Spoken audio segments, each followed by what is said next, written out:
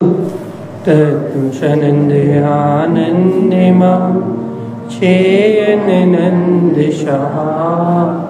परमितत्पदविन्दपा नमियो सिद्धशुभा गुरुवेशि गोपतिरुई गोपति ज्ञान सहका तारण तरण समर्थ मुनि गुरु संसार निवा धर्म ज्योतौ जिनवै हरखति हरथ जो भय विनाश भव जो ममल ज्ञान पर। श्री कमलवती श्री गणराज जी मंगला शरण। तत्तम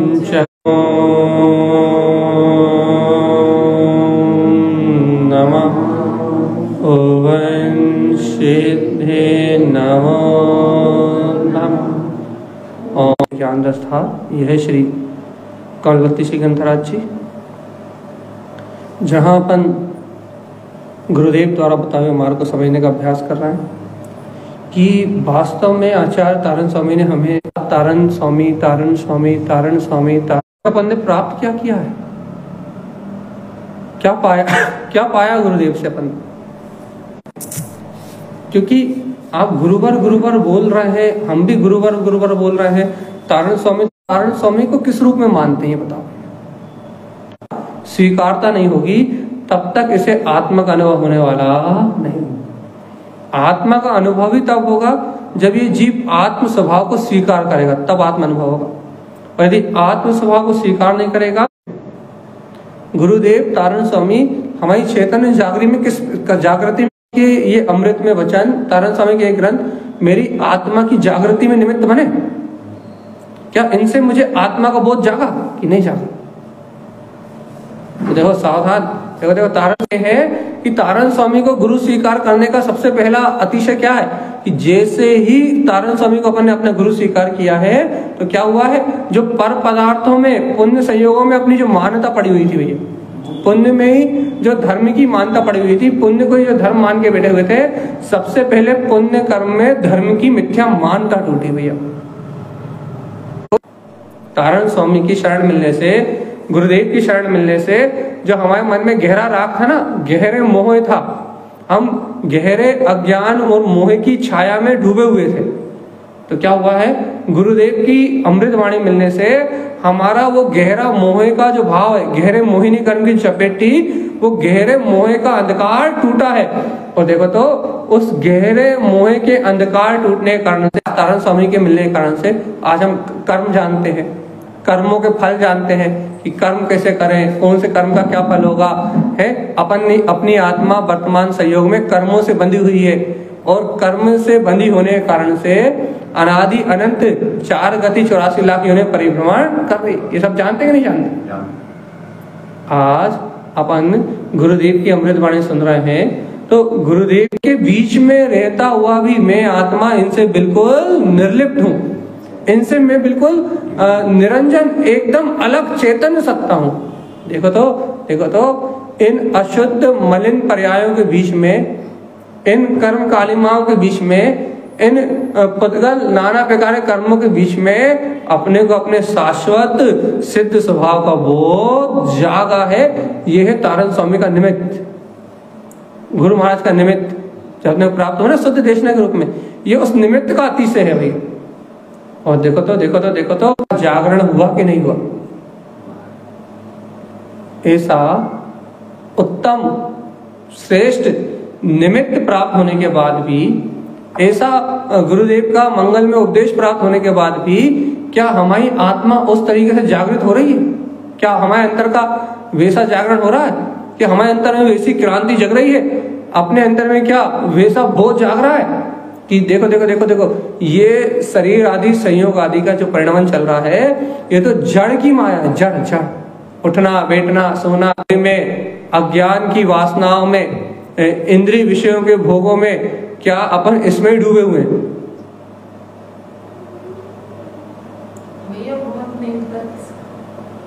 हम क्या कर सकते हैं? नेटवर्क की समस्या आ रही है तो अब क्या कर सकते हैं, अब तो चर्चा चालू हो गई, कुछ हो ही नहीं सकता। तो क्या कह रहा है कि हम क्या कर, अपन को क्या यहाँ तारण स्वामी का इन अमृत वचनों को प्राप्त करके मिलना कोई बात नहीं, अपने भाग में है कि नहीं है, अपने उपादान में है कि नहीं, अपने को ये जिनेन्द्र भगवान की वाणी अपने को स्वीकारता में है कि नहीं, भगवान के अमृत वचन अपनी स्वीकारता में है कि नहीं, अपने को उस वीतराग शक्ति का जागरण होना है कि नहीं होना, अपने को वो आत्म तत्व का जागरण होना है कि नहीं होना। और जीवात्मा यदि अपने को उस आत्म शक्ति का जागरण होना है, यदि अपने को इस तत्व का जागरण होना है, तो पहले ये बताओ भगवान जी कि इन संयोगों के बीच में अपन गाफिल कितना रहते हैं, गाफिल कितना रहते, अचेतन भाव में कितनी देर रहते हो। सावधान, मैं आत्मा हूं, मैं आत्मा हूं, मैं भी कहता हूं, आप भी कहते हो, लेकिन भगवान जी जब शुभ अशुभ परिणामों का तादा लगा रहता है तो इन इंद्रिय विषय संयोगों में गाफिल कितना रहते हो ये बताओ। खाने में, पीने में, सोने में, जागने में कितनी गफलत है, कितनी गफलत है, गफलत है कि नहीं है। गफलत का मतलब समझते हैं, गफलत का मतलब समझते हैं कि नहीं, क्या बेहोशी मान लो, अचेतन दशा मान लो, जड़त्व मान लो। कि देखो तो तीन लोग का ये चेतन में आत्मा, मैं आत्मा हूं कि नहीं, फिर पक्का कर लो। चर्चा कैसी चल रही है, मैं आत्मा हूं या नहीं हूं। तीन लोग, अच्छा मन मिला है, अच्छी बुद्धि मिली है, तारण स्वामी जैसे श्रेष्ठ निमित्त मिले हैं, चैतन्यता की अंतर ज्ञान में जो चैतन्यता है उस चैतन्यता की सूरत जगाने वाले, उस चैतन्यता की शुद्ध जगाने वाले जब तारण तरण देव मिले हैं, तब तब तब तब तब मेरा इस शरीर की मोह की ये गफलत कब तक रहेगी। देखो हम आपसे बहुत सीधी सीधी बात कर रहे हैं, अपन चर्चा सरल ही प्रारंभ कर रहे हैं, जिसमें आपको ऐसा ना लगे कि भैया बहुत हाई लेवल की चर्चा जा रही है। हाई लेवल जाएगी, लेकिन बात तो इतनी सी है, पहले ये बताओ कि हम तारण स्वामी को अपने उपादान का निमित्त मानते हैं या नहीं, पहले ये बताओ। हम अपनी जागृति का निमित्त मानते कि नहीं मानते। ये तारण स्वामी की ये ग्रंथ हमें जागृत करने वाले हैं कि नहीं है। और यदि आचार्य श्रीमद जिन तारण स्वामी की ये निमित्त, ये ग्रंथ हमें जागृत करने वाले हैं, हमें चेताने वाले हैं, तो जीवात्मा सुनो तो ऐसे उत्कृष्ट मार्ग को, तारण पंथ मतलब मोक्ष मार्ग को प्राप्त करके भी ये बताओ कि अपन कितनी देर बेहोश हैं, कायम है भैया। हमारे अंतर की मिथ्या मानता ही नहीं टूट रही।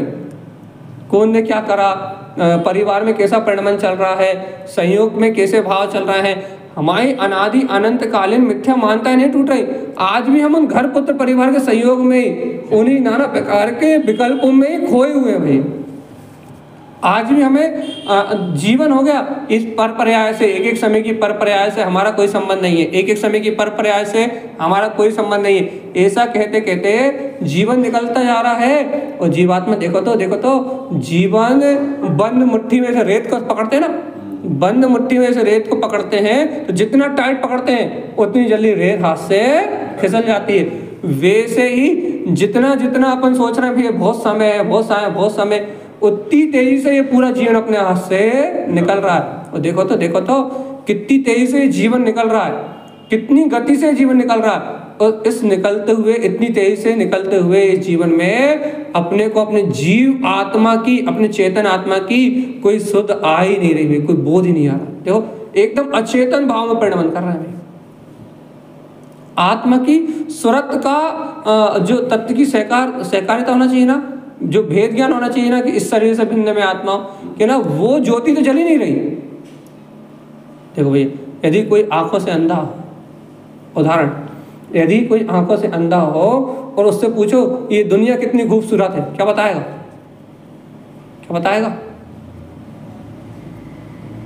बता पाएगा कि नहीं बता पाएगा? यदि कोई आंखों से अंधा हो, उसे चैत्यालय पूरा घुमाओ और उससे पूछो कि चैत्यालय में कितनी सुंदरता है, क्या बता पाएगा? क्यों नहीं बता पाएगा? हाँ, ऐसे ही भगवान आत्मा कोई यदि जन्म से ही या फिर अंधा हो तो उससे आप कोई बाहर की सुंदरता का अवलोकन नहीं करवा सकते आप उससे। ऐसे ही यदि कोई जीव मिथ्यात्व और मोह से अंधा हो तो उससे पूछो कि तारण पंथ क्या है, गुरु महाराज का निमित्त क्या है, आचार्य श्रीमद जिन तारण स्वामी की इस अमृत वाणी को प्राप्त करने का भैया सौभाग्य क्या है, तुम्हारा वो अति से पुण्योदय क्या है। उससे पूछो कि ये तारण स्वामी के ग्रंथ क्या है, मोक्ष मार्ग क्या है, जनवाणी क्या है, निर्वाण क्या है, मुक्ति क्या है। उससे पूछो कि क्या है, क्या बताएगा वो। तो यही कहेगा कि तारण स्वामी के ग्रंथ तो समझ में नहीं आते, तारण स्वामी की बात तो समझ में नहीं आती, और तारण स्वामी की बात तो भैया बहुत गहरी है, इनके ग्रंथ पढ़ने से करंट लगता। क्या बताएगा वो। कोई यदि दर्शन मोह से अंधा हो, मिथ्यात्व में लवालब भरा हो, तो उससे पूछो तारण स्वामी ने क्या दिया, तो क्या बता पाएगा वो, कोई बता पाएगा भैया। ऐसे ही सुनो तो सावधान सावधान, यदि आज भी अपन कर्ता भोक्तृत्व की भावना से, अपनी अज्ञान मान्यताओं से यदि अपन भी आज सांसारिक विषयों में लगे हुए हैं, पाप विषय कसाय में अपना जीवन व्यतीत हो रहा है, और अपने को यदि अपने अंतर में बैठे हुए अपने ज्ञायक स्वभाव का बोध नहीं आ रहा, अपनी चैतन्यता का बोध नहीं आ रहा, तो उस जन्म से अंधे व्यक्ति में और अपने में कोई अंतर है क्या? नहीं। बताओ तारण पंथ में जन्मे कि नहीं? बताओ जल्दी। तारण पंथ में जन्मे कि नहीं? अब तारण पंथ में जन्म लेने के बाद अंधे हो कि नहीं? जैसे कि कोई मनुष्य भाव में जन्म ले और जन्म से ही अंधा हो, और उससे पूछो कि तूने पूरे जीवन में क्या देखा, 50 साल बाद पूछो क्या देखा, कितना सुंदर है घर तेरा, कितना सुंदर है तेरा मकान, कितना सुंदर है तेरी दुकान, कितना सुंदर तू दिखता है, क्या बताएगा वो। ऐसे ही यदि आपने और हमने तारण पंथ में जन्म ले लिया हो, तारण पंथी हो गए हो, और आज ही मन में कसाय पे कसाय बढ़ रही हो, अंतर में द्वेष पे द्वेष बढ़ रहा हो, आपस में वेर के अलावा और कुछ हो ही नहीं, मन में अशांति हो और नाना प्रकार के विकल्प हो, होने वाले परिणाम को स्वतंत्र स्वीकार करने की सामर्थ्य ना हो, होने वाले परिणाम में अकर्तृत्व बुद्धि चल रही हो, अहम बुद्धि चल रही हो, राग बुद्धि चल रही हो, होने वाले परिणाम की स्वतंत्रता की स्वीकारता ना हो। तो एक बात बताओ भैया, यदि ऐसे होने वाले परिणाम को और बाहर के चलने वाले कर्म संयोग को यदि अपन स्वीकार नहीं कर पा रहे, और यदि अपने परिणामों में, अपनी अंतरात्मा में यदि अपने ज्ञायक तत्व का, चैतन्यता का बोध नहीं है, आत्म तत्व का मैं ज्ञायक आत्मा हूँ, गुरुदेव ने कहा तू स्वयं भगवान है, चेतनता की बात कही ना, शुद्ध आत्मा की बात कही ना कि तू शुद्ध आत्मा है, शुद्ध बुद्ध अविनाशी ज्ञायक तत्व है। यदि अपने को ऐसे शुद्ध चैतन्य स्वभाव का बोध ना हो, तो भगवान एक बार बताओ, तारण पंथ में जन्म लेने के बाद भी अपन उस अंधे से कुछ कम है क्या? बताओ अच्छा जल्दी। उस अंधे में जिसकी कहानी हमने सुनाई, जन्म से अंधे में, और आप में और हम में क्या अंतर है? हम भी तारण पंथी जन्म से, और तारण स्वामी की वाणी की जय बोल रहे हैं, तारण स्वामी की वाणी की प्रभावना कर रहे हैं, तारण स्वामी के नाम से सारा काम कर रहे हैं। और देखो तो तारण स्वामी का ही नाम जप रहे हैं, तारण स्वामी की बात कह रहे हैं, तारण स्वामी के ही सारी महिमा गा रहे हैं, और देखो तो फिर भी व्यवहार कैसा कर रहे हैं, बिल्कुल जन्म से अंधे जीवों की तरह। क्या भैया बताओ तो कि अपने आत्म तत्व की सूरत कितनी है और छल कपट मायाचारी कितनी है? चलिए बताओ तो इस शरीर से भिन्न, इस परिणाम से भिन्न आत्मा का होश कितना है? या घर गृहस्थी पुत्र परिवार की के शल्य में कितने डूबे हो, ये तो बताओ तो भगवान जी, तू स्वयं भगवान एक मंत्र देगा तारण स्वामी, अपने अंतर की अंतर ज्ञायक चेतना को जगाने का मार्ग देगा, तू स्वयं भगवान है के उस वीतराग शक्ति का ध्वज फहरा गया तारण स्वामी कि तेरे अंदर में तेरा ज्ञायक चेतन प्रभु है, तेरे अंदर प्रकाशमान हो रहा है। ऐसी शुद्ध चेतन मात्र तत्व की अलग जगह गए तारण स्वामी। ऐसे गुरुदेव की शरण पाके, ऐसे ज्ञायक स्वभाव की शरण पाके तुम्हें उसका बोध कितना है, कितनी शुद्ध रहती है।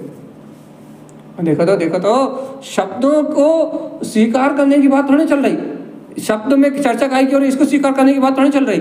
बात तो ये चल रही है कि इस ललकार से तुम्हारी चेतना कितनी हुंदकार रही है, कितना तुम्हारी चेतना में बल जाग रहा है, काय का बल?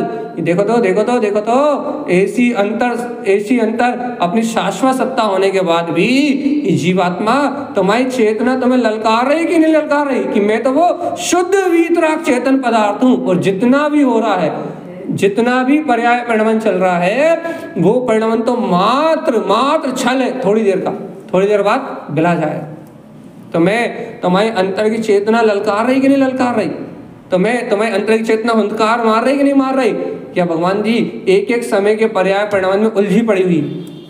तुम्हारा उपयोग कहाँ लगा हुआ है?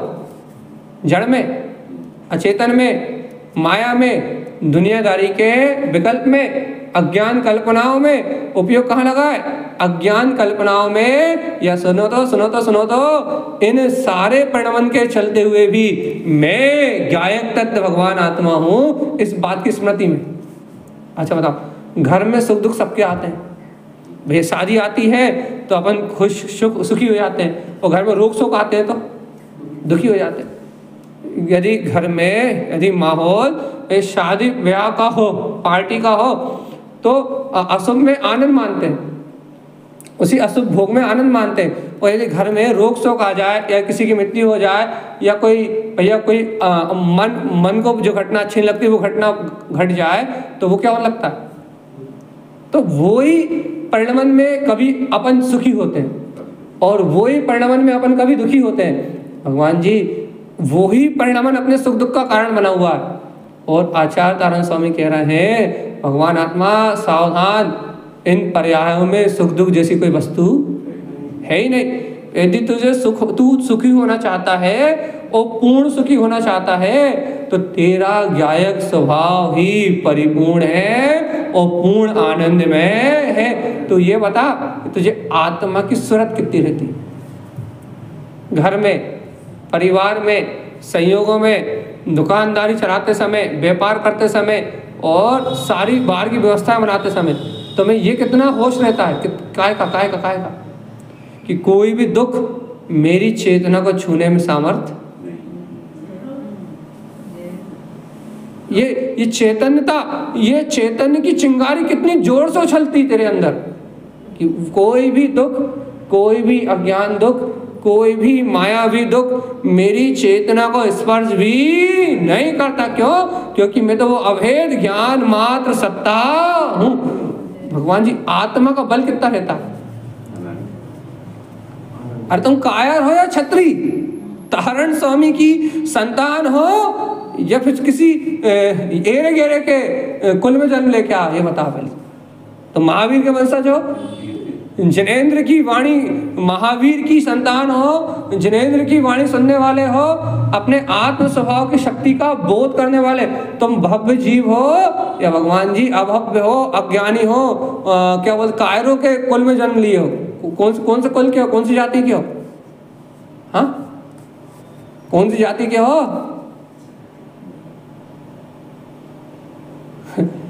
तारण स्वामी एक ऐसे संत थे, सातों जाति के जीव, किसी बिना जाति पाति के भेद, बिना मत संप्रदाय के भेद के, तारण स्वामी एक ऐसे संत थे जिनके अंतर में, जिनके संग में सातों जाति के जीव थे भैया। ना किसी से भेद था, ना किसी से कसाई थी, ना किसी से मान अपमान था। सातों जाति के जीव उनके पंथ में थे, उनके समुदाय में थे, और प्रत्येक जाति पाति के बंधन को छोड़ के प्रत्येक आत्मा को भगवान बताने की सामर्थ्य, प्रत्येक जीव भगवान है, प्रत्येक जीव सामर्थ्यशाली है, ऐसी अपनी भगवत सत्ता को जगाने की सामर्थ्य तारण स्वामी जी में थी भैया। और उन्होंने प्रत्येक जीव के अंतर में उस वीतराग शक्ति को जगाया और जाति पाति के भेद को भुला के जीव को अपनी चैतन्यता का बोध कराया। भैया देख देख देख, तेरी जाति, तेरा कुल तो जिनेंद्रों का, सिद्धों का कुल है, तू तो वीतराग सत्ता का स्वामी है। बोध कराया कि नहीं कराया? तो बताओ तो भगवान जी, अब बताओ, तारण स्वामी के ऐसे कुल को प्राप्त करने के बाद अब अपन नीच तो नहीं है, भंगी तो नहीं है, चमार तो नहीं है, मेथर तो नहीं है, कौन है अपन? भंगी कौन है? त्रिभंगी, तीन भाव जो आत्मा को लूटते हैं, मिथ्या, मोह, राग, देश, कसाय, ये सारे भंगी हैं। अपन तो नहीं है। नीच कौन है भैया? ये मिथ्या दर्शन, मिथ्या ज्ञान, मिथ्याचार नियम कर रहा है, व्रत कर रहा है, उपवास कर रहा है, मंदिर आ रहा है, लेकिन आत्म कल्याण की कोई भावना है ही नहीं। ये नीच है सब, मिथ्यात्व को नीच कहा। क्यों? क्योंकि मिथ्या, तारण स्वामी ने 24 थाणा में ग्रंथ पढ़ना, 24 थाणा ग्रंथ तारण स्वामी ने मिथ्यात्व को नीच कहा। क्यों कहा? क्यों भैया देखो तो तुम क्या कर रहे हो, तुम मिथ्या मानता रखे हो, कुदेव अदेव की मानता कर रहे हो, मिथ्या देवों को देव मान रहे हो, अदेव की वंदना करने में लगे हो, जहां चैतन्यता नहीं है महा परमात्मा खोज रहे हो। तो देखो तो देखो तो देखो तो इन अज्ञान मानताओं से, इन अज्ञान परिणतियों से देखो तुम्हें अपनी चेतन मात जो देव, इस देह देवालय में जो देव बैठा हुआ है, उस देव का दर्शन करने का कोई भाव है ही नहीं। उसकी सूरत तो 24 घंटे पूरे रहते हैं। और देखो तो चैत्यालय आने की सूरत तो दिन में एक बार आ भी जाती है या 2 बार आ जाती है, लेकिन अपने चिदानंद स्वभाव का अनुभव करने के लिए, आनंद स्वभाव का आनंद लेने की सूरत, अपने हृदय में बैठे हुए चिदानंद में जो अपना चैतन्य स्वभाव है, हृदय में बैठे हुए ऐसे चैतन्य स्वभाव के अनुभव करने की सूरत कितनी बार आती है? उसकी बात मत करो भैया। हमारे अंतर में जो परमात्म सत्ता है, उस परम सत्ता के दर्शन की बात मत करो। तो फिर काय के दर्शन की बात करो? कि ना आप तो वेदी दर्शन की बात करो बस। हृदय रूपी वेदिका पे जो परम वीतराग देव, सर्वज्ञ देव विराजमान है, उस परमात्मा शक्ति को अनुभव करने की बात मत करो। आप बात करो भैया काय की, बाहर की बात करो। आप कि क्या करना है, आप बाहर करवाओ। जो काम मन वचन काया से, बच्चों को पढ़ा रहे थे, मन वचन काया इन 3 योगों से आश्रय होता है। मन वचन काया से यदि अपन अच्छे विचार करते हैं, अच्छी क्रिया करते हैं, अच्छे भाव रखते हैं तो शुभ आश्रय होता है। और इन मन वचन काय योग से यदि हम बुरे विचार रखते हैं, अशुभ विचार रखते हैं तो पाप आश्रय होता है। तो देखो तो भैया, मन वचन काय के योग से सब कुछ करवा लो, काया से, शरीर से करवा लो, बड़ी बड़ी बातें विचारों से करवा लो, मुंह से बड़ी बड़ी बातें करवा लो, ये मोक्ष जाएंगे, मोक्ष जाएंगे, मोक्ष जाएंगे। लेकिन भगवान आत्मा ये मन वचन काय के योग से तो क्या हो रहा है? आश्रय हो रहा है ना, संसार ही बन रहा है ना, अनंत संसार की यात्रा ही बन रही ना। तो भगवान जी मन वचन काय के योग से तो आश्रय भी होता है। और इन मन वचन काय के योग से जब हटेने की बात, जब आप इन तीनों योगों से हटके जब चैतन्यता में जाते हो, अपने आत्म तत्व को स्वीकार करते हो, तब आश्रय का निरोध होता है। भगवान आप कि ये बात तो समझ में नहीं आती ना? बताओ, आत्मा की बात समझ में आती कि नहीं? हाँ कि ना?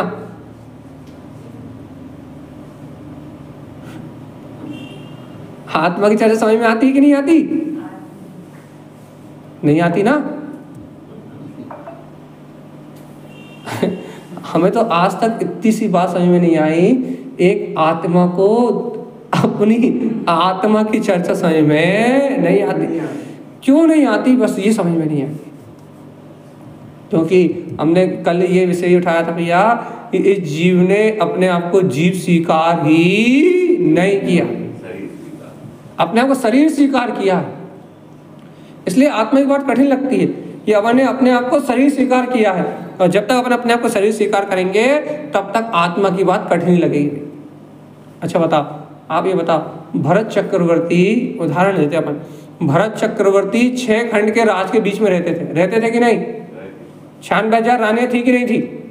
6 खंड के अधिपति और 96,000 रानियों के बीच में रहने वाले भरत चक्रवर्ती को अपने आत्म तत्व की सूरत थी कि नहीं? क्यों थी? क्यों थी? कारण खोजो, क्यों थी?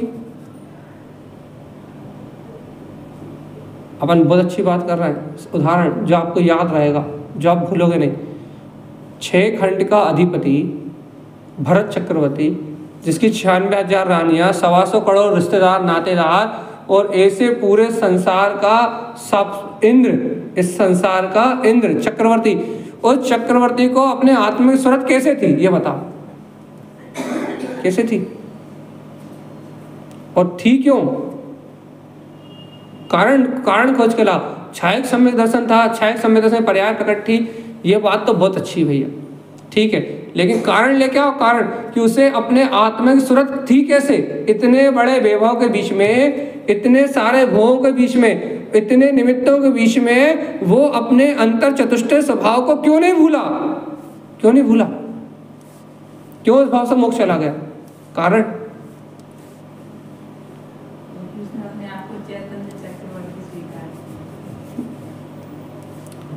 कारण बताओ, कारण।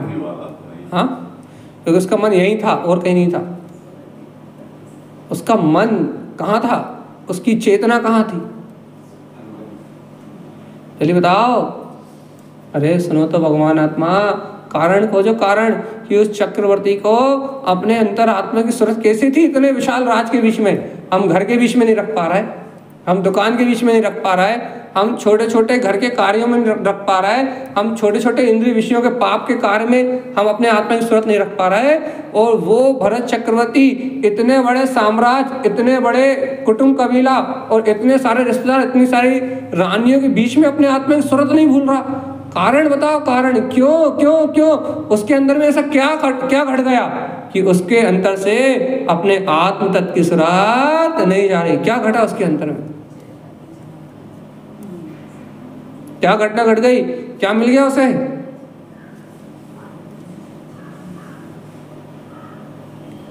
अपन कभी कल्पना भी नहीं कर सकते भगवान जी।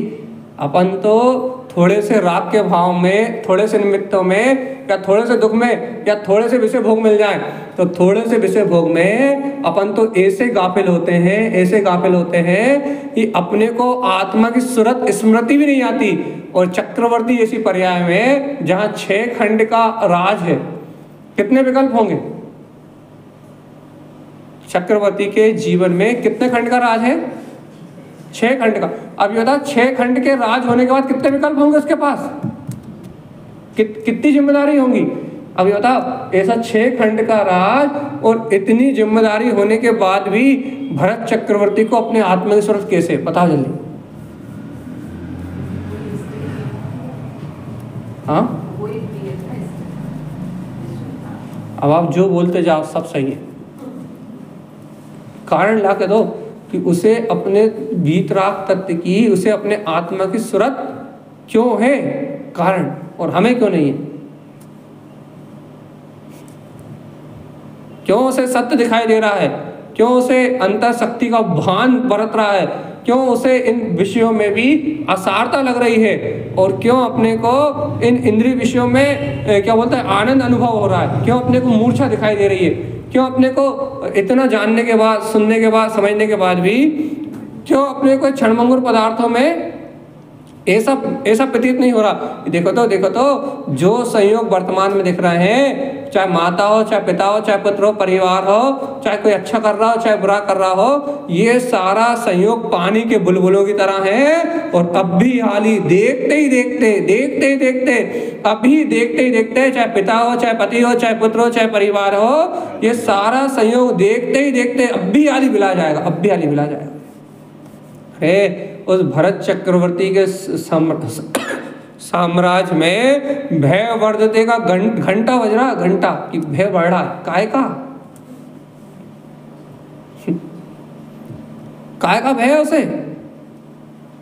3 लोक का सम्राट, अनादि इंद्र, मनुष्य लोक का इंद्र राजा, और 6 खंड, मतलब कोई भी उसके ऊपर आक्रमण करने की बात तो छोड़ दो, कोई उसका बाल बांका करने की कोई बात सोच भी नहीं सकता भैया, विचार भी नहीं कर सकता। ऐसा चक्रवर्ती कह रहा है भय वर्धते, भय बढ़ रहा है। काय का भय बढ़ रहा है? जिससे आज अपने को भय नहीं लगता, जिससे आज अपन डरते नहीं है। राग देश, कसाय। आज जिन कसायों में अपन जलते जा रहे हैं, जिन कसायों में अपन झुलसते जा रहे हैं, जिन कसायों का अपन पोषण कर रहे हैं, ईर्ष्या और अंतर की, मन की जो नाना प्रकार की अपनी प्रवृत्ति चल रही है, आज जिस प्रतिस्पर्धा में जिन कसाय के कारण अपन अपनी चेतना को ढकते जा रहे हैं, भरत चक्रवर्ती यही कह रहा है कि भय वर्धते, उसे मिथ्यात्व का भय नहीं है। उसे चारित्र में उसे कसाय का भय है भगवान जी। ये देखो तो देखो तो देखो तो ये राग देश की प्रवृत्ति मेरी चेतना को डुबाने वाली है। तो सुनो तो हे भरत, भय वर्णा है जो तुम राग से और द्वेष के कारण से जो तुम अज्ञान अचेतन भाव में लीन हो, चारित्र मोह के दलदल में कूद रहे हो, ये राग देश की परिणति में जो दिन रात का जो तुम्हारा उपयोग निकल रहा है, ये भय वर्ते, ये परिणमंत में अनंत संसार में डुबाने वाला है। इसलिए सावधान। अंतर मुहूर्त के पहले पहले घंटा बजता था कि सावधान भरत, कोई भी कर्म की प्रकृति ऐसी मत मान लेना कि आगे के भाव भ्रमण बढ़ जाए। जो तो क्षय चक्रवर्ती था उसको तो बनेगी नहीं, उसका तो स्वभाव में निर्माण था, लेकिन फिर भी इतनी सावधानी थी भैया कि जीवात्मा संसार के राग देश के वातावरण में, समाज के राग देश के वातावरण में, परिवार के राग देश के वातावरण में क्या हम अपनी चेतना को भूल गए? क्या हम उस आत्मशक्ति को भूल गए? क्या हमें गुरुदेव की ये बात विस्मरण हो गई क्या कि तू स्वयं कौन है? राक्षस, असुर कुमार के देव है। असुर कुमार के देवों को नरक में लड़ने में और नारकी है कि नारकियों को आपस में लड़ने में लड़ने में आनंद आता। अपन कौन है अपन? हाँ पहले पक्का करो। अरे वो नारकी धन्य है जो नरक में इतनी वेदना के बीच में, आपस में लड़ाई झगड़े, इतनी अशुभ कसाय के बीच में, अशुभ लेस्य के बीच में, वह नारकी धन्य है जो उन अशुभ कसाय के बीच में वहां लक्ष्मण का जीव, कृष्ण का जीव वहां सम्यक दर्शन प्राप्त करेंगे। वहां सातवें नरक में वो नारकी सम्यक दर्शन की उपलब्धि को प्राप्त कर रहे हैं। और देखो तो वहां नारकी जीव सम्यक दर्शन को प्राप्त कर रहा है, और यहाँ पर मनुष्य होके क्या कर रहा है? नींद आ रही कि नहीं आ रही? नींद आ रही कि नहीं आ रही? नहीं आ रही। वहां नारकी जीव सम्यक दर्शन की उपलब्धि कर रहे हैं और ये बोध कर रहे हैं। क्या कह रहे हैं? ये राग देश के कसाय में, ये बाहर के होने वाले असाता वेदनी के दुख में, ये बाहर की होने वाली वेदना में वो इस बात का बोध जागृत कर रहा है। देखो ये परिणमन मेरा नहीं है और मैं इस परिणमन से भिन्न अनंत सुख में चैतन्य तत्व ज्ञायक भगवान आत्मा हूँ। वो जीव नरकों में इन कसायों से मुक्त होने का उपाय खोज रहे हैं, और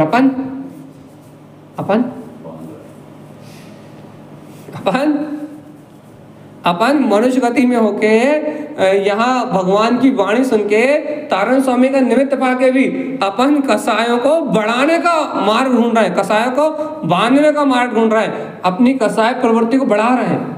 समता, शांति, आनंद और जो अपने अंतर में तत्व का सहकार होना चाहिए, वो तत्व का सहकार है कि नहीं?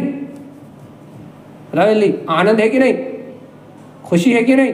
अपने स्वभाव के अतीन्द्रिय आनंद में, अपनी आत्मा के जो अंतरात्मा की जो जय जयकार होती है, अंतरात्मा का जो बहुमान आता है, आत्म शक्ति का जो रस आता है, वो उछल रहा है कि नहीं उछल रहा?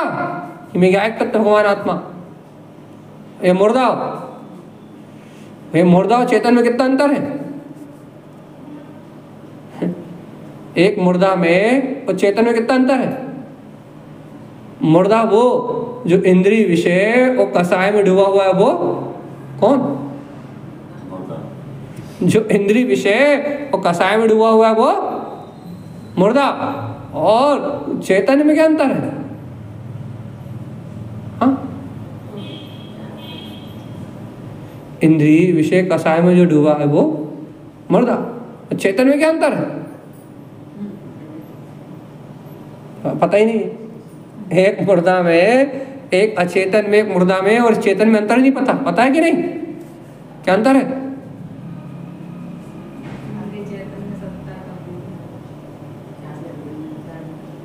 एक भाई इतना ही तो नहीं समझ पा रहा है कि हमारा मन ही एकाग्र नहीं है ना, हमारा उपयोगी तो एकाग्र नहीं है ना। हमें आत्मा की बात, हमें तत्व की बात समझ में तो आई नहीं रही ना। हमें तो ये पता ही नहीं है ना कि हमारा एक समय का प्रमाद या हमारे ज्ञान के ऊपर आया हुआ, डाला हुआ हमारा आवरण, जो हम ज्ञान पे आवरण डाल रहे हैं, जो हम अपने भगवान आत्मा की अपने को बात सुनने समझने में अपनी एकाग्रता नहीं बन पा रही, तो हमें यही तो पता नहीं लग रहा ना कि हमारे द्वारा जो हमारे ऊपर ही आवरण डाला जा रहा है। हम अपने ऊपर आवरण डालना, दूसरे पर डाल रहे हैं। यदि अपने को अपनी बात रुच नहीं रही, यदि अपने को अपनी बात समझने के बाद भी यदि अपनी चेतन मां सत्ता का बोध नहीं आ रहा, तो अपन काय पे आवरण डाल रहे हैं? अपन अपने पे आवरण डाल रहे हैं ना। तो अपने को इस बात का बोध ही नहीं हो रहा कि भगवान आत्मा जो हम अपने ऊपर ही आवरण डाल रहे हैं और जो हम अपने आप का ही विस्मरण कर रहे हैं, इसका परिणाम हमें अनंत काल तक दुर्गतियों में भोगना पड़ेगा भगवान जी। तो सुनो, तो आपके परिणामों का फल हम भोगेंगे कि नहीं? ये बताओ, आपके परिणामों का फल हम भोगेंगे कि नहीं? हाँ, आप परिणाम करोगे, फल हम भोगेंगे कि नहीं भोगेंगे? नहीं भोगेंगे। और आप परिणाम करोगे, उसका फल आपको मिलेगा कि नहीं? भगवान आत्मा जानबूझ के क्यों जहर खा रहा है, ये कहना है बस। समझ में आई कि नहीं? बच्चों को समझ में आ रही है क्या कह रहा है? कि जानबूझ के क्यों जहर खा रहे हो? मतलब क्या हुआ इसका? जानबूझ के क्यों जहर खा रहे हो, क्या मतलब हुआ?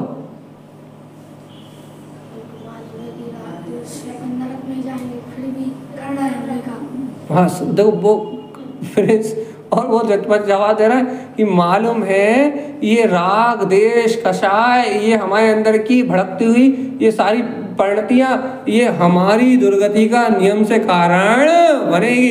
इसके बाद भी उन्हीं अचेतन भाव में दिन रात डूबे हुए हैं, उसके बाद भी ये बात समझ में नहीं आ रही कि जीवात्मा सावधान सावधान सावधान, यहाँ संसार में कोई भी चीज प्रयोजनी है ही नहीं। इतनी सी बात का होश नहीं आ रहा भगवान जी। और फिर अपन कहो कि भैया एक बात तो बता, दुखी क्यों हो? हमेशा नाक पे गुस्सा क्यों रहता? हमेशा भड़बड़ाते क्यों रहते हो? बताओ, इतने दिन से भगवान की बात सुनने के बाद भी अंतर के संकल्प विकल्प खत्म क्यों नहीं हो रहा है? अंतर की वेदना खत्म क्यों नहीं हो रही? अंतर की क्या बोलते हैं मायाचारी क्यों नहीं छूट रही? अंतर से क्या बोलते हैं चिंताओं का अंबार खत्म क्यों नहीं हो रहा? क्यों नहीं हो रहा खत्म? और भगवान जी देखो तो, पुरुषार्थ करो तो खत्म हो। जब भगवान की अमृत में दिव्य देशना को सुन के, सर्वज्ञ जनेन भगवान की दिव्य ध्वनि को सुन के जब अंतर का पुरुषार्थ जगाओ, तब ये सारा अज्ञान भाव विलाए भगवान जी। और यदि भगवान की दिव्य देशना ही सुनाई ना दे, भगवान के अमृत वचन ही स्वीकार ना हो, और सर्वज्ञ की इस वाणी को सुन के यदि मैं चैतन्य आत्मा हूं ऐसी उट्टे बिट्टे सुरत ना आए, तो भगवान जी दुर्गति नहीं तो क्या क्या दे? मोक्ष दे दे क्या? बताओ तो। कितना सुंदर है भैया कि भगवान जी यदि अंतर मुहूर्त के अंदर अपनी अपनी सुरति नहीं आती, तारण स्वामी ने कहा क्या बोला? अर्घ भूले नर्क ठिड़ी पड़े। यदि एक अंतर मुहूर्त अपने आत्मा की सूरत भूलते हो तो कौन से नरक में? कौन से नरक में?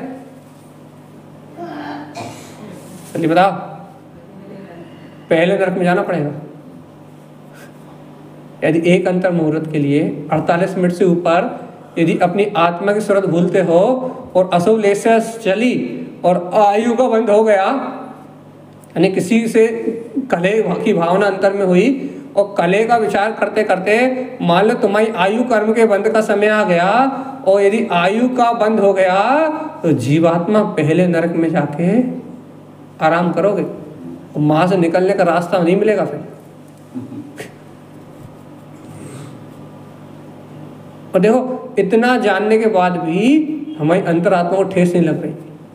हम तो ऐसे बैठे हुए हैं, ऐसे बैठे हुए हैं, ऐसे बैठे हुए हैं जैसे कि हमारा तो कुछ हो गई नहीं, जैसे कि तो हम अजर हो, जैसे तो हम अमर हो, जैसे कि हम वरदान लेके आए हो भगवान जी, जैसे कि हम कभी नरक ही नहीं गए हो, जैसे कि हम कभी त्रियंश गति में गए ना हो, जैसे कि भैया हम तो मनुष्य गति में आए पहली बार और भैया अब सीधे मोक्ष चले जाएंगे, जैसे आगे में कोई गति में जाने ही नहीं। ऐसे लापरवाह होके बैठे हो, ऐसे लापरवाह होके बैठे हो कि अपने आत्मा की सूरत का घात कर रहे हो, और कसाई के राग में और द्वेष के परिणामों में अपना अच्छा खासा आत्म साधना का और जो गायक तत्व की आनंद का, अपनी आत्म सूरत का जो समय है वो पूरा का पूरा इस प्रपंच में खत्म कर रहे हो भाई। दिन रात के विकल्पों में अपनी चेतना का हाथ कर रहे हो। ये तो बताओ, ये समय लौट के आएगा कि मनुष्य भाव का? मान लो आपने 2 दिन 4 दिन या किसी के कुछ कहने पे यदि आपने घंटे 2 घंटे भी, मान लो घर में लड़ाई हुई और घंटे 2 घंटे भी तुम आत्मा की सूरत भूल गए, तो ये बताओ कि जितनी देर के लिए आत्मा का विस्मरण करोगे, क्या उतनी देर का मनुष्य भाव लौट के आएगा दोबारा? नहीं आएगा। जो समय चला गया वो गया, जो काल निकल गया गया, आएगा लौट के? जीवात्मा जो समय अपना कलह में चला गया वो समय लौट के नहीं आएगा, और उस कलह में जितने कर्म बंध गए वो कहीं जाने वाले नहीं है, वो अनंत काल तक आपके उदय में आएंगे। अनंत अनंत काल तक जितनी कर्मों की प्रकृति बांधी है तब तक वो उदय में आएंगे। और जीवात्मा यदि ऐसे अशुभ कर्मों का उदय आएगा तो मैं स्वर्गों में थोड़े रहूंगा, कहाँ रहूंगा? जो कर्म मैंने बांधे हैं अशुभ कर्म, यदि ऐसे अशुभ कर्मों का उदय आएगा तो मैं कहाँ रहूंगा? कहाँ रहूंगा? हाँ, कहाँ रहूंगा? कहाँ रहेंगे अपन? नरकों में। भगवान जी अपने हाथ से, हमने सुबह भी कहा था, अभी फिर कह रहा है, अपने हाथ से अपनी कब्र क्यों खोद रहे हो? कब्र खोद नहीं है ये अपने हाथ से अपनी, कि अच्छी बुद्धि है, अच्छा विवेक है, गुरु महाराज की शरण है, जीवन में कोई मिथ्यात्व नहीं है, अदेव कुदेव की मान्यता नहीं है, किसी जड़ चेतन में परमात्मा की मानता नहीं है, जादू टोना व्यंतर भूत पलित सबसे बचे हुए हो, कोई मिथ्यात नहीं है, और सीधी सीधी जिन्हें भगवान की वाणी सुनने मिल रही है और सीधी बात सुनने मिल रही है कि तेरे अंतर में तेरा शुद्ध चेतन स्वभाव है। जिस एक बात को सुन के स्वीकार करके कि मैं स्वयं परमात्मा सत्ता हूं, जिस एक सत्य को स्वीकार करके तुम्हें शरीर से भिन्न चेतना का बोध जगा सकते हो, तुम्हें तत्काल अनुभव हो सकता है कि देखो देखो देखो ये संसार तो अथिर है और मैं आत्मा तो थिर हूं, शाश्वत हूं और शुद्ध हूं, मेरा कुछ बिगड़ने वाला नहीं है। ऐसी अंतर भीतराग शक्ति का बोध जगा सकते हो एक क्षण में। लेकिन भगवान जी ऐसी योग्यता भी है, ऐसी पात्रता भी है, ऐसा अपने को सारा संयोग भी मिला है, लेकिन इसके बाद तो बताओ जीवात्मा रुचि कितनी है, रुचि कितनी है, रुचि कितनी? आनंद से रह सकते हो पूरे जीवन, किसी की कोई सल नहीं। जो कुछ हो रहा है दुनिया का सारा व्यवहार कर्मजनित हो रहा है, और मेरा तो इस पुद्गल व्यवहार से अत्यंत अभाव है। पुद्गल व्यवहार करने वाला मैं नहीं, जब मैं नहीं तो इस जगत में कोई भी बाहर का परिणाम करने वाला नहीं। अपने परिणाम नहीं बिगड़ना चाहिए बस, और परिणाम बिगड़े, धर्म की विराट ना हुई, जिनवाणी की विराट ना हुई, जिन्हें भगवान के वचनों की विराट ना हुई, और यदि अपने तत्व को नहीं जाना तो अनंता अनंता अनंत संसार का परिभ्रमण जैसा का तैसा चलेगा। भैया क्या कर रहे हो? सो रहे हो कि जाग रहे हो? नींद आ रही है? भैया आत्मा की चर्चा भी इतनी अच्छी होती है कि आत्मा की चर्चा सुनो और नींद आने लगती है। क्यों? क्योंकि आत्मा की चर्चा मतलब जिनवाणी की ऐसी लोरी होती है, जिनवाणी की लोरी सुनते हैं तो मन दिन भर कसाय करता रहता है, तो व्यस्त रहता है, पाप करता रहता है, व्यस्त रहता है। और भाई जिनवाणी की अच्छी अच्छी बातें सुन के मन के थोड़े विचार शांत होते हैं, मन कहता है सो जाओ भैया आराम से, अच्छी नींद आ जाएगी। भैया वैसे ही तो दिन रात मोह की नींद में सो रहा है, अज्ञान और प्रपंचों में वैसे ही तो मोह की तद्रा में गाफिल हो, और जिनवाणी की लोरी सुन के भी यदि तुम्हें नींद आ रही है और आत्मा जाग नहीं रही, आत्मा इस बात को स्वीकार नहीं कर पा रही कि भगवान जी ये बात मेरे ही हित की है, ये दूसरे कल्याण की बात थोड़ी ना है, ये तो मेरी मुक्ति का मार्ग है। यदि मैं इस सत्य को स्वीकार कर लूं, इस तत्व को स्वीकार कर लूं, तो मेरा ही अनंत काल का जन्म मरण छूट जाएगा और मेरे ही आत्मा चार गति के परिभ्रमण से मुक्त होगा। या राग देश के कसाय के वातावरण से अंतर जो चल रहा है, राग देश कसाय के वातावरण से निकल के, मायाचारी के वातावरण से निकल के अपने शुद्ध चेतन मात्र स्वभाव की प्रतीति जगाओ, वापस बहुमान लेके आओ, अहम ब्रह्मास्मि की गर्जना लगाओ, अपनी ध्रुव शक्ति की टंकार भरो। इससे आत्मा का, इससे अपने जीव का उत्थान होगा। इसके अलावा कोई भी कार्य करने योग्य ध्यान रखो भगवान जी, जब तक अपनी अंतरात्मा नहीं जागेगी, जब तक अपने को अपनी स्वासत्ता का बोध नहीं जगेगा, तब तक अपनी आत्मा कर्मों के मल से हल्की नहीं होगी। और जब तक आत्मा कर्म से हल्की नहीं होगी, तब तक धसती जाएगी। देखो, किसी भी वस्तु पे वजन रखोगे तो वो नीचे की ओर, सिद्धांत है कि नहीं? जितनी वस्तु भराएगी उतनी नीचे की ओर जाएगी। तो जितने राग देश के भाव से अपन भरेंगे, प्रतिस्पर्धा, ईर्ष्या, इन भाव से जितने अपन भरेंगे उतने कहाँ की ओर जाएंगे?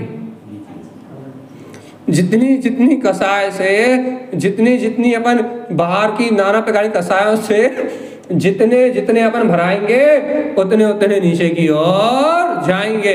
और जहां अंतरात्मा की सूरत आएगी, किसकी किसकी सूरत? जहां निज अंतर आत्मा की सूरत आएगी, जहां निज गायक स्वभाव की सूरत आएगी, मैं स्वयं परमात्मा सत्ता हूं, जहां अपनी अंतर सत्ता का बोध आएगा, वैसे वैसे ये आत्मा कर्मों से हल्की होके ऊपर की ओर उड़ जाएगी।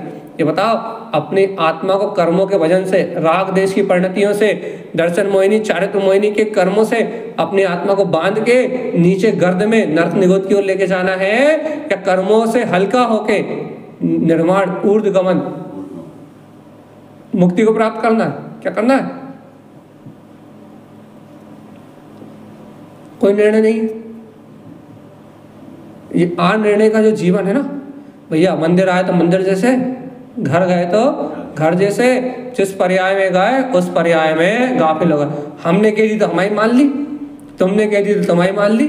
अपना ना कोई निश्चय है, अपना ना कोई निर्णय है, अपना ना कोई ज्ञान है, अपना ना कोई भैया कोई सहकारी नहीं है। अब जिसने जो कह दिया वो सत्य है, जिसने जो कह दिया वो सही है। या फिर अपने अंदर खुद अपनी चेतना है, अपने अंदर अपना खुद ज्ञान है कि नहीं? क्या सही है क्या गलत? आत्मा का स्मरण या आत्मा को दिन रात भूल के विषय कसाय की प्रवृत्ति? क्या इष्ट क्या अनिष्ट? 5 मिनट और बचे हैं बस, और आप कहो तो वो भी पहले छोड़ दें।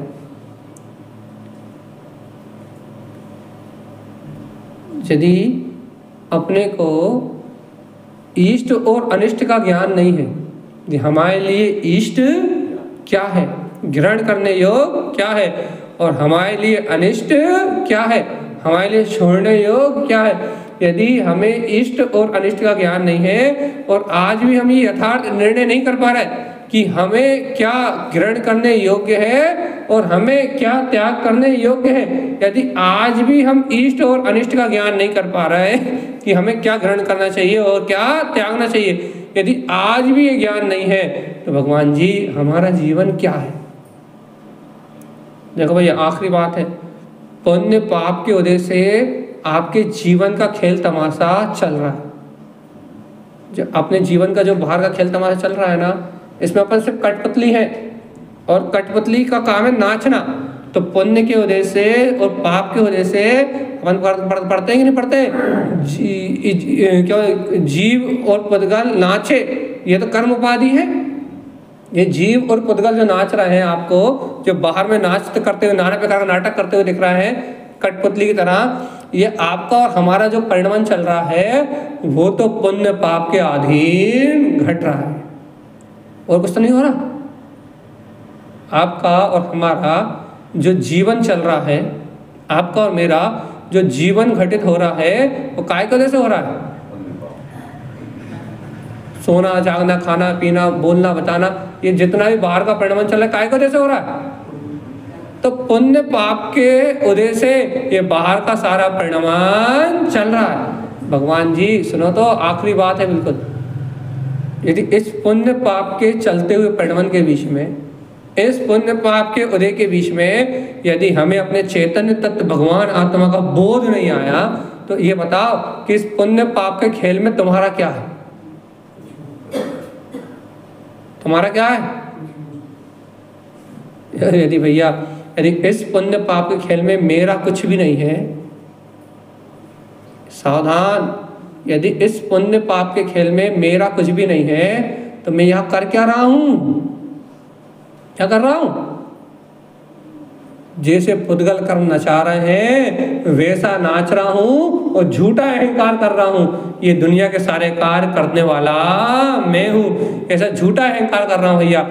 और झूठे अहंकार का फल, ऐसी झूठी मान्यता का फल अनंत संसार में परिभ्रमण करना पड़ेगा और ये जीव 84 लाख योनियों में भटकता रहेगा भैया। इससे कभी भी कल्याण का मार्ग मिलने वाला नहीं है। स्वीकार है कि नहीं? नहीं है। अंतिम बात थी ये पूरी प्रवचन की भैया कि बाहर में जो चल रहा है वो पुण्य और पाप के निमित्त से, उसमें तुम नाच रहे हो, तुम लग रहा है कि तुम कर रहे हो, तुम्हें लग रहा है कि तुम बोल रहे हो, तुम्हें लग रहा है कि तुम बता रहे हो, लेकिन ये व्यवस्था बनी बनाई है सर्वज्ञ ज्ञान में जैसी आई थी वैसी चल रही है। तुम पुण्य पाप के कठपुतली हो और पुण्य पाप के आधार पे तुम नाच रहे हो और इस बाहर का जो परिणमन चल रहा है, जो तुम नाच रहे हो, तुम इस परिणमन में अहंकार करके बैठे हो कि इन सब का करने वाला मैं हूं या कोई और है।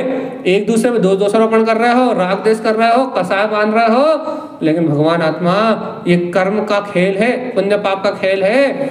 इसलिए सावधान, सावधान और सावधान।